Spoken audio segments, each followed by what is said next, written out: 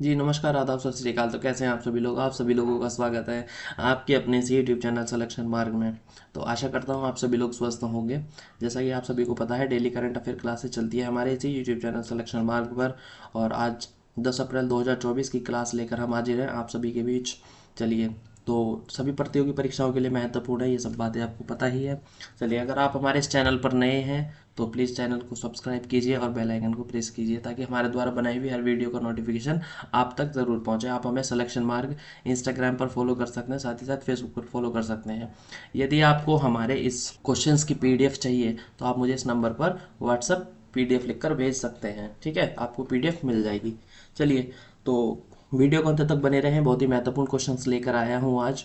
चलिए, तो अगर हम किसी भी एग्जाम्स की प्रिपरेशन कर रहे हैं तो करंट अफेयर का रोल आप सभी को पता है, बहुत इंपॉर्टेंट रहने वाला है। और साथ ही साथ अगर आपको करंट अफेयर का अपनी बेहतरीन प्रदर्शन करना है अपने परीक्षा या एग्ज़ाम में, तो आपको करंट अफेयर क्लासेस पढ़नी होंगी। चलिए, तो शुरू करते हैं बहुत ही कम समय में बहुत इंपॉर्टेंट क्वेश्चंस और साथ साथ उनकी डिटेल के बारे में जानेंगे। चलिए शुरू करते हैं आज की पहली क्लास। चलिए पहले क्वेश्चन की तरफ। क्वेश्चन नंबर एक क्या कहता है? आईपीईएफ द्वारा क्लीन एनर्जी इन्वेस्टर फोरम का आयोजन किस देश में किया जाएगा? ऑप्शन नंबर ए भारत में, ऑप्शन नंबर बी चीन में, ऑप्शन नंबर सी सिंगापुर में, या ऑप्शन नंबर डी मलेशिया में। ठीक है, तो आप सभी इसका राइट आंसर बताएंगे। चलिए, जब तक हम थोड़ा सा डिटेल पढ़ लेते हैं, है ना। इंडो पैसिफिक इकोनॉमिक्स फॉर, अच्छा चलो मैं इसकी यहाँ डिटेल लिख देता हूँ। फुल फॉर्म IPEF, ठीक है। चलिए, तो इसकी फुल फॉर्म हो जाएगी इंडो पैसिफिक इकोनॉमिक, है ना, frame work.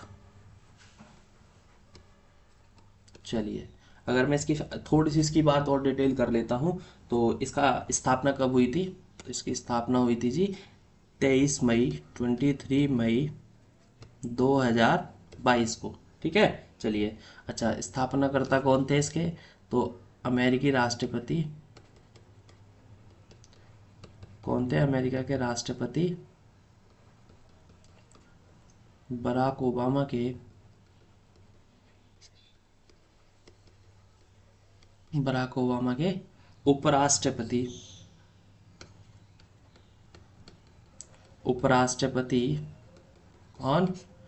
Joe Biden, Joe Biden. ठीक है, इनके द्वारा एक की गई आर्थिक पहल थी ये। चलिए, अच्छा, अगर हम इसमें बात करें तो टोटल कितने देश शामिल हैं इसमें अभी?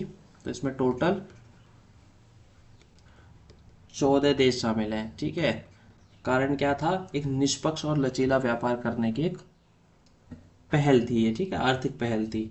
चलिए, तो इसमें थोड़ा इतना ही जानेंगे तो ऑप्शन नंबर सी हमारा इसमें राइट आंसर हो जाएगा। ठीक है, चलिए, अभी इसकी आयोजन इस देश में सिंगापुर में किया जा रहा है। ठीक है, जैसे मैंने इसमें डिटेल में भी लिखा है, 14 भागीदार शामिल हैं। ठीक है, चलिए, तो नेक्स्ट क्वेश्चन की तरफ चलते हैं। क्वेश्चन नंबर 2, शक्ति संगीत और नृत्य का महोत्सव आयोजन किसके द्वारा किया जाएगा? ठीक है, ऑप्शन नंबर ए संगीत नाटक अकादमी, ऑप्शन नंबर बी वैश्विक संगीत, ऑप्शन नंबर सी स्वर्ण भूमि संगीत, या ऑप्शन नंबर डी आईफा। ठीक है, चलिए, अगर हम इसकी थोड़ी सी बात करें तो ऑप्शन नंबर ए हमारा इसमें राइट आंसर हो जाएगा। ठीक है, संगीत नाटक अकादमी 9 से 17 अप्रैल तक देश के 7 अलग अलग शक्तिपीठों में शक्ति संगीत और नृत्य का महोत्सव का आयोजन करा जाएगा। अगर हम इसकी शुभारंभ की बात करें तो कहाँ से होगा? गुवाहाटी के कामाख्या मंदिर से होगा। ठीक है, शुभारंभ कहाँ से? गुवाहाटी के कामाख्या मंदिर से। ठीक है, संगीत नाटक अकादमी प्रदर्शन कला राष्ट्रीय अकादमी संस्कृत भारतीय मंत्रालय और भारत सरकार के स्वायत्त संस्था है। ठीक है, अगर हम मैं थोड़ी सी भारतीय नाटक अकादमी की बात करूँ तो भारतीय नाटक अकादमी की स्थापना कब हुई थी? इसकी हुई थी 1953 में। ठीक है, किसके? भारत सरकार द्वारा स्थापित भारत की संगीत एवं नाटक को राष्ट्रीय स्तर का सबसे बड़ी अकादमी है ये। ठीक है, अगर मैं इसके हेडक्वार्टर की बात करूँ तो हेडक्वार्टर कहाँ है इसका? तो हेडक्वार्टर इसका दिल्ली में है। ठीक है, अगर मैं इसकी जो शक्ति संगीत और नाटक महोत्सव है तो ये कब से कब तक है? 9 अप्रैल से 9 अप्रैल से 17 अप्रैल तक। ठीक है, क्या है इन दिनों खास? 9 अप्रैल को क्या है? प्रथम नवरात्रि उत्सव। ठीक है, माँ कामाख्या मंदिर तक। और 17 अप्रैल को क्या है जी? तो 17 अप्रैल को है राम नवमी। ठीक है, चलिए ऑप्शन नंबर ए हमारा इसका राइट आंसर हो जाएगा। आशा करता हूँ डिटेल आपको अच्छे से समझ आ गई होगी और कुछ साथ ही साथ क्वेश्चन भी याद हो गया होगा। चलिए नेक्स्ट क्वेश्चन की तरफ चलते हैं। क्वेश्चन नंबर 3, हाल ही में विप्रो ने किस कंपनी के सीईओ और एमडी नियुक्त किए हैं?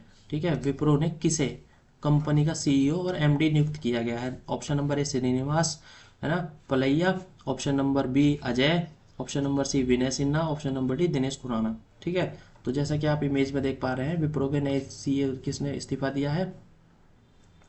श्रीनिवास पालिया ने।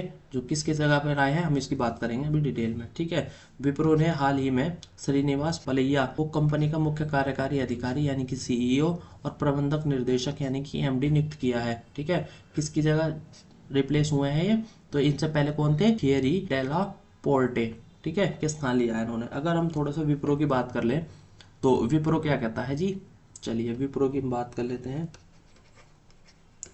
विप्रो लिमिटेड, ठीक है, विप्रो लिमिटेड तो भारत की तीसरी सबसे बड़ी कंपनी है ये। भारत की तीसरी सबसे बड़ी, है ना, सबसे बड़ी कंपनी है। ओके, चलिए अगर मैं इसकी स्थापना की बात करूं तो इसकी स्थापना किसके द्वारा की गई थी? अगर मैं इसकी स्थापना की बात करूं, स्थापना किसके द्वारा की गई थी? तो इसकी स्थापना करी गई थी अजीम प्रेम जी। ठीक है, याद रखेंगे, अजीम प्रेम जी के द्वारा। अगर मैं इसकी स्थापना की बात करूं कब की गई थी, तो इसकी स्थापना हुई थी 29 दिसंबर 1945 को। ठीक है, चलिए अगर मैं विप्रो के हेडक्वार्टर की बात करूं तो हेडक्वार्टर कहाँ हो जाएगा इसका? तो इसका हेडक्वार्टर हो जाएगा बेंगलुरु में। कहाँ हो जाएगा इसका? बेंगलुरु में इसका हेडक्वार्टर हो जाएगा। ठीक है, अगर मैं इसके प्रतिवर्ष मुनाफे की बात करूं तो इसका प्रतिवर्ष का मुनाफा कितना है? तो 70 अरब। चलिए तो आप सभी याद रखेंगे ऑप्शन नंबर ए इसमें हमारा राइट आंसर हो जाएगा, श्रीनिवास पलैया जी। ठीक है, चलिए नेक्स्ट क्वेश्चन की तरफ चलते। क्वेश्चन नंबर 4, राष्ट्रीय महिला हॉकी लीग का उद्घाटन किस शहर में किया जाएगा? ठीक है, राष्ट्रीय महिला हॉकी लीग। चलिए option number A Ranchi, option number B Lucknow, option number C Varanasi, option number D Bhopal में। ठीक है, अगर देखो मैं डिटेल की बात करूं, राष्ट्रीय महिला लीग उद्घाटन 30 अप्रैल को रांची में किया जाएगा। इसका आयोजन 30 अप्रैल से 10 मई तक किया जाएगा। वहीं हरियाणा, महाराष्ट्र, झारखंड, मध्य प्रदेश, बंगाल, मिजोरम, मणिपुर, ओडिशा, पुणे में सीनियर महिला राष्ट्रीय चैंपियनशिप पहले फेज में प्रतिस्पर्धा करेंगे। पहले फेज में प्रतिस्पर्धा करेंगे। यह लीग देश में उभरते खिलाड़ियों को अपने कौशल को निखारने का अवसर प्रदान करेगी। ठीक है, चलिए अगर मैं इसमें थोड़ा सा डिटेल की बात करूं तो कब से कब तक है ये? तो ये 30 अप्रैल से कब तक है? 10 मई तक। ठीक है, चलिए कहाँ पर है आयोजित? रांची में की जाएगी। ठीक है, चलिए तो आशा करता हूँ आपको क्वेश्चन समझ आ गया होगा। ऑप्शन नंबर ए हमारे इसमें राइट आंसर हो जाएगा। ठीक है, 30 अप्रैल से शुरुआत होगी इसकी। चलिए नेक्स्ट क्वेश्चन की तरफ चलते हैं। क्वेश्चन नंबर 5, भारत के पहले प्राइवेट सब मीटर रिजोल्यूशन, है ना, सर्विलांस सैटेलाइट को किसने लॉन्च किया है? ठीक है, तो option number A Agnikul, option number B Dhruv, या option number C Tata advance system limited. ठीक है, या option number D Skyroot Aerospace. ठीक है, तो किसने किया है? टाटा एडवांस सिस्टम लिमिटेड ने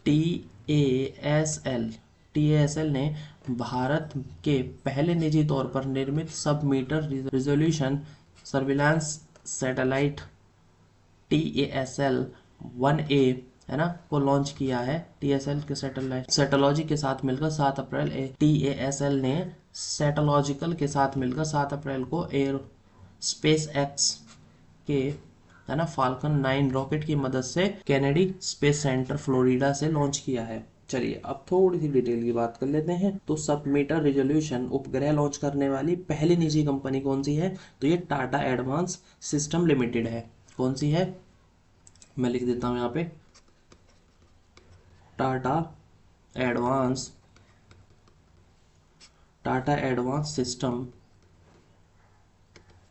सिस्टम्स लिमिटेड। ठीक है, चलिए अगर मैं इसकी हेडक्वार्टर की बात करूं तो इसका हेडक्वार्टर कहाँ है जी? तो इसका हेडक्वार्टर हो जाएगा दिल्ली में। ठीक है, अगर इसके अध्यक्ष की बात करें तो अध्यक्ष कौन है इसके? तो इसकी है बनमाली अग्रवाल, बनमाली अग्रवाल। ठीक है, चलिए कब हुई थी लॉन्च, तो ये 7 अप्रैल 2024 को। किसकी हेल्प से, कैनेडी स्पेस सेंटर से। कहाँ से हुई है ये, कैनेडी स्पेस सेंटर से। ठीक है, चलिए अच्छा, कैनेडी स्पेस सेंटर की अगर हम बात करें तो कहाँ पर है ये, तो ये फ्लोरिडा में है, फ्लोरिडा, फ्लोरिडा अमेरिका। ठीक है, चलिए space x company, x company, space x company के मालिक कौन है, तो ये एलन मस्क हैं। कौन है, एलन मस्क। ठीक है, चलिए नेक्स्ट क्वेश्चन की तरफ चलते हैं। आशा करता हूँ क्वेश्चन आपको समझ आ गया होगा डिटेल के साथ।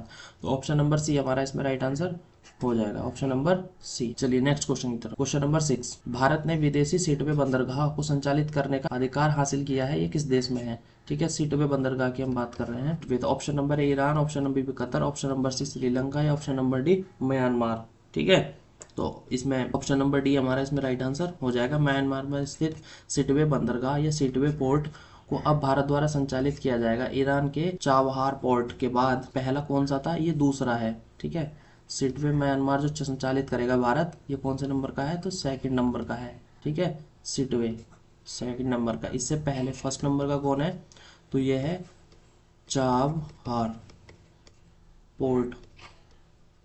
कहाँ का है, तो ये ईरान का है। ठीक है, चाबहार पोर्ट ईरान का है।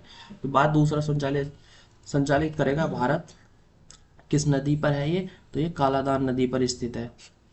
ठीक है, इस पोर्ट का संचालन करने के संभालेगा इंडिया पोर्ट्स ग्लोबल का एक प्रस्ताव मंजूरी मिली है। तो इतना इसमें ध्यान रखेंगे, ऑप्शन नंबर डी इसमें हमारा राइट आंसर हो जाएगा। दोनों पोर्ट आपको याद रखने हैं, तो चाबहार पोर्ट भी याद रखना है और सिटवे बंदरगाह भी याद रखना है। ठीक है, ईरान का है और सिटवे बंदरगाह म्यांमार का है। ऑप्शन नंबर डी इसमें राइट आंसर हो जाएगा। नेक्स्ट क्वेश्चन, भारतीय नौसेना हाफ मैराथन का आयोजन किस शहर में किया जाएगा। ठीक है, हाफ मैराथन के लिए ऑप्शन नंबर है कलकत्ता, जयपुर या मुंबई या नई दिल्ली। ठीक है, तो भारतीय नौसेना द्वारा प्रत्येक वर्ष हाफ मैराथन का आयोजन किया जाता है और ये किस शहर में किया जाएगा इस बार, तो ये नई दिल्ली शहर में किया जाएगा। किसके द्वारा, भारतीय नौसेना के द्वारा। अगर हम बात करें मैराथन की, तो है ना, फुल मैराथन कितनी होती है, 42.195 किलोमीटर। ठीक है, इसी को लिख सकते हैं हम 26 मील या 385 गज। ठीक है, अच्छा, मैराथन की शुरुआत कैसे हुई थी, तो ये हुई थी यूनानी सैनिक फिडिपिसस, किसके द्वारा, मैं लिख देता हूँ यहाँ पे,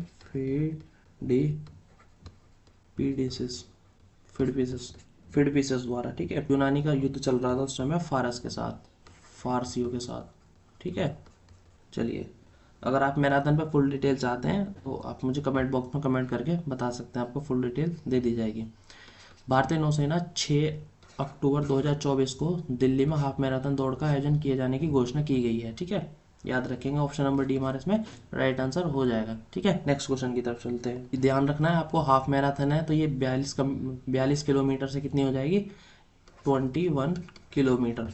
ठीक है, चलिए नेक्स्ट क्वेश्चन, क्वेश्चन नंबर 8, हाल ही में चर्चा में रहा नागार्जुन सागर श्रीशैलम वन्य जीव अभ्यारण्य, जिसे वर्ष 1978 यानी कि 1978 में अधिसूचित किया गया था, किस राज्य में अवस्थित है या स्थित है। ठीक है, option number A Andhra Pradesh, option number B Kerala, option C Tamil Nadu या ऑप्शन नंबर डी कर्नाटका में। ठीक है, चलिए हम इसमें थोड़ा सा डिटेल जानेंगे क्योंकि बहुत ज़्यादा इंपॉर्टेंट है ये क्वेश्चन, प्रत्येक एग्जाम में पूछे जाने वाला भी है। ठीक है, चलिए तो ऑप्शन नंबर ए हमारा इसमें राइट आंसर हो जाएगा। ठीक है, चलिए अगर मैं इसकी बात करूं तो भारत का सबसे बड़ा बाघ अभ्यारण्य है ये, भारत का, नोट कर सकते हैं आप इस चीज को, सबसे बड़ा बाघ अभ्यारण्य। ठीक है, चलिए अगर मैं इसकी बात करूं तो इसका नाम कभी चेंज हुआ है, इसका नाम चेंज भी हुआ है। तो ये 1922 में इसका नाम ही बदल के रखा था। क्या नाम रखा था इसी का नाम, राजीव गांधी राजीव गांधी वन्य जीव अभ्यारण्य। ठीक है, राजीव गांधी वन्य जीव अभ्यारण्य। इसके अलावा हम थोड़ी सी डिटेल और कर लेते हैं, जैसे कि काजीरंगा, मैं यहाँ लिख देता हूँ काजीरंगा। काजीरंगा राष्ट्रीय या national park, Kaziranga national park कहाँ है, तो ये असम में हो जाएगा। ठीक है, कहाँ हो जाएगा, असम में। इसके अलावा एक और इम्पोर्टेंट है जो आपको याद रखना है, इसके अलावा पाखल वन्य जीव अभ्यारण्य, तो ये पाखल वन्य जीव अभ्यारण्य कहाँ हो जाएगा, आंध्र प्रदेश में। इसके अलावा अगर हम बात करें तो एक और इम्पोर्टेंट हो जाएगा आपको मानस राष्ट्रीय यानी कि नेशनल पार्क, ये कहाँ है, तो ये भी कहाँ है, असम में है ये। ठीक है, चलिए अगर मैं बात करूँ इंडिया में टोटल नेशनल पार्क कितने हैं, इंडिया में नेशनल पार्क टोटल कितने हैं, नेशनल पार्क कितने, 106, 106। ठीक है, और इसके अलावा मैं अगर बात करूँ तो टाइगर रिजर्व कितने हैं, है ना, तो ये टाइगर रिजर्व कितने हैं, तो टाइगर रिजर्व की संख्या कितनी है, 54। ठीक है, अगर मैं बात करूं तो वन्य जीव कितने हैं, वन्य जीव कितने हैं, 565, 565। ठीक है, चलिए तो आशा करता हूँ आपको ये चीज़ें समझ आ गई। थोड़ी सी और डिटेल की अगर हम बात करें यहाँ पे, मैं यहाँ लिख देता हूँ ऐसे करके ब्लॉक अलग ब्लॉक। ठीक है, चलिए तो याद रखेंगे Jim Corbett national park, Jim Corbett national park. ठीक है, Jim Corbett national park Bharat का पहला राष्ट्रीय उद्यान है ये। ठीक है, भारत का पहला राष्ट्रीय उद्यान यानी कि नेशनल पार्क है ये। ठीक है, याद रखेंगे। कब हुआ था ये, इसकी स्थापना कब हुई थी, तो 1936 को, 1936 में। कहाँ पर है ये, तो ये उत्तराखंड में है। ठीक है, चलिए अच्छा, प्रमुख नदियां कौन कौन सी हैं इसमें, तो एक नदी हो जाएगी आपकी रामगंगा। ठीक है, इसके अलावा सोना नदी। ठीक है, चलिए तो आप सभी को ये चीज़ें याद रखना है। अगर आप और डिटेल चाहते हैं, चलिए मैं एक नेक्स्ट पेज और ले लेता हूँ, इसमें ब्लैंक पेज ऐड कर देता हूँ यहीं पे। अगर मैं थोड़ी सी और डिटेल की बात करूँ उसमें, तो भारत में सबसे ज़्यादा राष्ट्रीय उद्यान कहाँ है, किस प्रदेश में है, भारत में सबसे ज़्यादा, है ना, नेशनल पार्क, मैं ऐसा लिख देता हूँ, नेशनल पार्क कहाँ है, तो ये आपका राइट आंसर हो जाएगा मध्य प्रदेश में। ठीक है, चलिए तो टोटल कितने हैं, मैं संख्या बता देता हूँ, 12 टोटल है। ठीक है, और इसके अलावा 6 क्या हैं, तो ये 6 इसमें टाइगर रिजर्व भी हैं। 6 को मैं लिख देता हूँ टाइगर रिजर्व घोषित कर दिया है। ठीक है, 6 को टाइगर रिजर्व घोषित कर दिया गया। चलिए इसके अलावा अगर हम बात करें अंडमान निकोबार द्वीप की, निको अंडमान निकोबार द्वीप में नेशनल पार्क कितने हैं, तो 6 नेशनल पार्क हैं यहाँ पे। कितने हैं, 6 हैं। अगर मैं बात करूँ वन्य जीव की, तो 96 क्या है यहाँ, वन्य जीव अभ्यारण्य। ठीक है, आप सभी को ये सारी चीज़ें याद रखनी है। ठीक है, चलिए अगर हम बात करें तो वन्यजीव अभ्यारण्य सबसे अधिक कहाँ है, तो ये अंडमान निकोबार में ही हो जाएंगे। मैं लिख देता हूँ सर्वाधिक। ठीक है, सर्वाधिक वन्यजीव अभ्यारण्य कहाँ है, अंडमान निकोबार में। सबसे बड़ा राष्ट्रीय उद्यान कहाँ है, सबसे बड़ा नेशनल पार्क कहाँ है जी, सीधे सीधे क्वेश्चन पूछे जाते हैं आपके एग्जाम में ये। तो सबसे बड़ा नेशनल पार्क हो जाएगा हेमिस। कहाँ पर है ये, तो ये लद्दाख में है। कहाँ है ये, लद्दाख में है। ठीक है, हिम तेंदुए के लिए प्रसिद्ध है, हिम तेंदुए, हिम तेंदुओं के लिए प्रसिद्ध है ये। ठीक है, चलिए नेक्स्ट क्वेश्चन। और इसमें अगर हम बात करें तो दुधवा राष्ट्रीय उद्यान कहाँ है जी, बहुत ज़्यादा इंपॉर्टेंट है ये क्वेश्चंस। दुधवा नेशनल पार्क, ठीक है, कहाँ है, तो ये आपकी किस में हो जाएगा, यूपी में हो जाएगा, उत्तर प्रदेश में हो जाएगा। किसके साथ सीमा साझा करता है, तो ये नेपाल के साथ, नेपाल के साथ सीमा साझा करता है,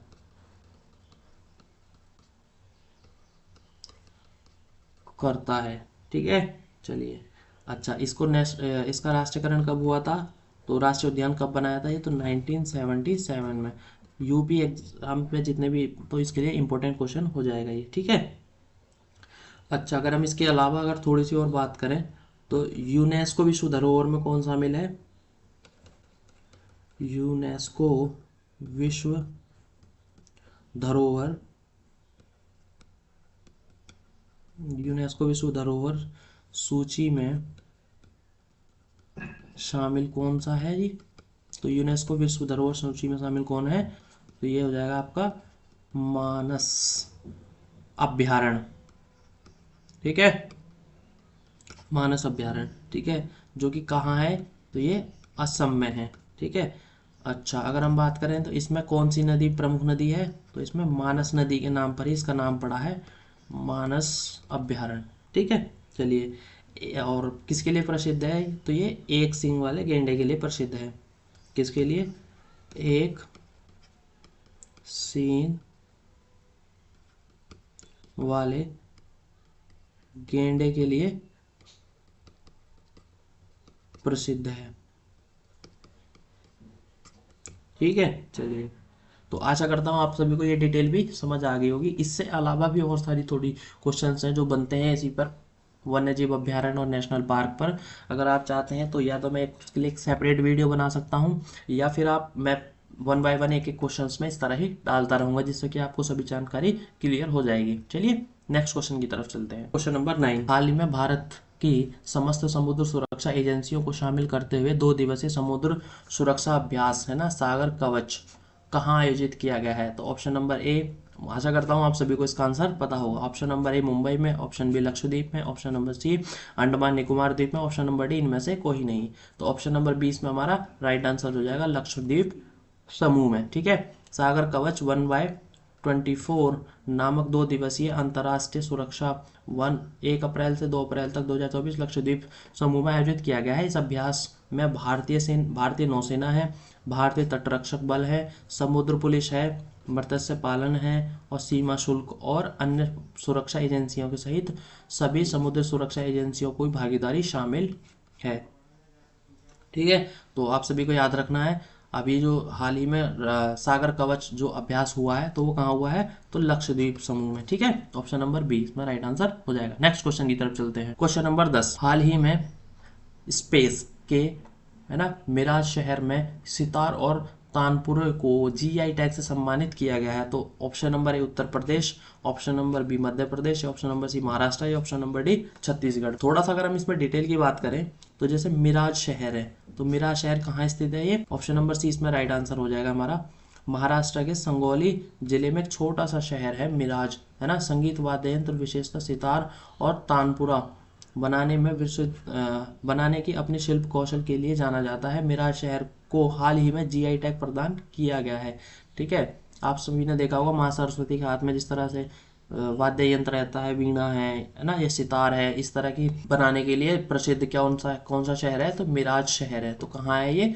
महाराष्ट्र के सांगोली जिले में, ठीक है। चलिए, तो ऑप्शन नंबर सी इसमें हमारा राइट आंसर हो जाएगा, ठीक है। चलिए, नेक्स्ट क्वेश्चन की तरफ चलते हैं। हाल ही में the India of the democracy नामक नई पुस्तक लिखी है, ठीक है। Option A Shashi Tharoor, option B Chetan Bhagat, या ऑप्शन सी सैम पित्रोदा, या option number D Arundhati Roy, ठीक है। तो ऑप्शन नंबर सी हमारा इसमें राइट आंसर हो जाएगा, ठीक है। लेखक सैम पित्रोदा द्वारा लिखी गई पुस्तक the India of the democracy का विमोचन किया गया है। यह पुस्तक भारत और संयुक्त राज्य अमेरिका जैसे 2 देशों में लोकतंत्र की स्थिति को आगे बढ़ाने की संभावित चुनौतियों से संबंधित है, ठीक है। अगर मैं इसमें थोड़ा सा और क्वेश्चंस की बात करूं, तो जैसे हम ऑप्शन नंबर 20 में सी एस में राइट आंसर हो जाएगा। इसके अलावा अगर हम शशि थरूर की इंपॉर्टेंट बुक्स की अगर हम बात करें, तो कुछ महत्वपूर्ण बुक की पुस्तकें हैं। It's not about you, not about you, ठीक है, किसकी पुस्तक है, शशि थरूर की है। इसके अलावा इनविजिबल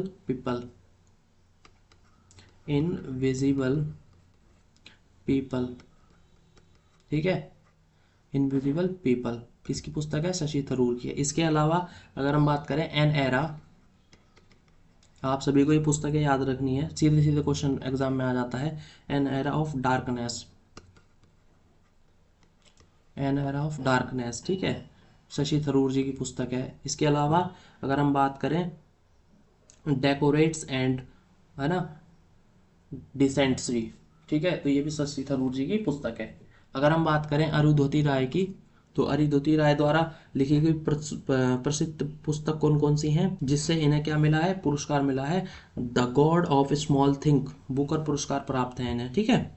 द गॉड, हाल ही में पुस्तक है, बहुत अच्छी पुस्तक है, the God of small thing,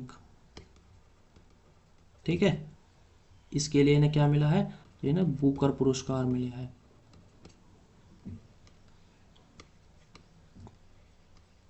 पुरस्कार, ठीक है। चलिए, अगर हम बात करें चेतन भगत की, तो चेतन भगत की भी कुछ इंपॉर्टेंट बुक्स देख लेते हैं यहाँ पे।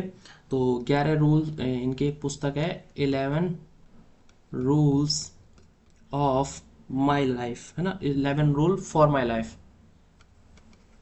ठीक है। चलिए, इसके अलावा इनकी एक पुस्तक है 400 डेज, इंपॉर्टेंट पुस्तक है। इसके अलावा जैसे आप सभी को पता है हाफ गर्लफ्रेंड भी इन्हीं की पुस्तक है, हाफ गर्लफ्रेंड, हाफ गर्लफ्रेंड। इसके अलावा इन्हीं की पुस्तक, एक फेमस पुस्तक है चेतन भगत की,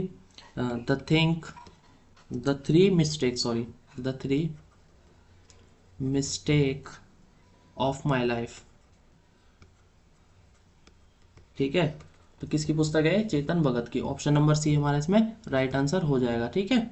चलिए, नेक्स्ट क्वेश्चन की तरफ चलते हैं। हाल ही में गोवा में, है ना, गोवा में मनोहर अंतर्राष्ट्रीय हवाई अड्डा डीजी यात्रा प्रणाली शुरू करने वाला भारत का कौन सा हवाई अड्डा बन गया है, ठीक है। Option number A 14, option number B 15, option number 16, option number D 17। तो ऑप्शन नंबर ए इसमें हमारा राइट आंसर हो जाएगा। अगर हम इसकी बात करें गोवा में, जैसे आप देखिए, देख पा रहे हैं मोपा, ठीक है, मोपा एयरपोर्ट गोवा, तो ये किसके नाम पर रखा गया है? मनोहर अंतर्राष्ट्रीय, है ना, अंतर्राष्ट्रीय हवाई अड्डा, है ना, अंतर्राष्ट्रीय हवाई अड्डा यानी कि मोपा। चलिए, तो इस किसके नाम पर है ये? तो ये इनका नाम कौन रह चुके हैं? हमारे पूर्व सीएम रह चुके हैं और केंद्रीय रक्षा मंत्री भी रह चुके हैं ये, केंद्रीय रक्षा मंत्री, ठीक है, केंद्रीय रक्षा मंत्री मनोहर